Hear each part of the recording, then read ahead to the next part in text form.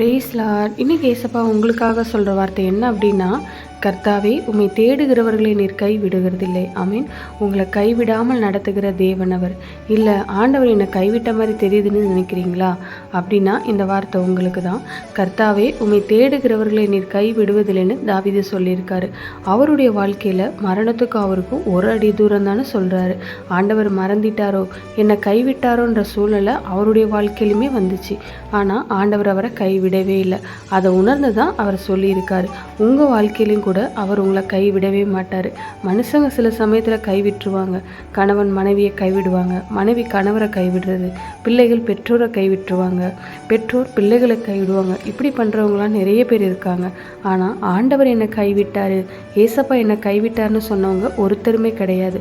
ஒருவேளை ஒருத்தவங்க அப்படி நினச்சா அது தவறான எண்ணமே தவிர உண்மையே கிடையாது.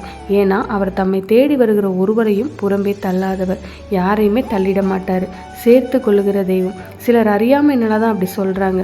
ஏன் நாம் கூட சில சமயத்தில் வேதனையில் கஷ்டத்தில் ஆண்டவரே என்னை கைவிட்டார்னு சொல்கிறோம். ஆனால் அது உண்மையா? கிடையவே கிடையாது. அது நம்முடைய மனசுக்கே தெரியும். அது நம்முடைய மன கஷ்டத்தில் இல்லை வேதனையில் வர ஒரு வார்த்தை. இன்றைக்கி ஒருவேளை நீங்கள் அப்படி சொல்லிட்டு இருக்கீங்களா, ஆண்டவர் என்னை கைவிட்டார்னு? இல்லை, அவர் கைவிடவே மாட்டார், ஒரு நாளும் கைவிட மாட்டார். எந்த காரியத்தில் நீங்கள் ஆண்டவர் என்னை கைவிட்டாருன்னு நினைக்கிறீங்களோ அந்த காரியத்தில் இன்றைக்கி ஒரு அற்புதத்தை உங்களுக்கு நிச்சயமாக செய்வார். விசுவாசிக்கிறீங்கள்ல? அப்போ விசுவாசத்தோட ஆண்டவர்கிட்ட கேளுங்க, நிச்சயமாக ஒரு அற்புதத்தை காண்பீங்க. ஆமென். God bless you.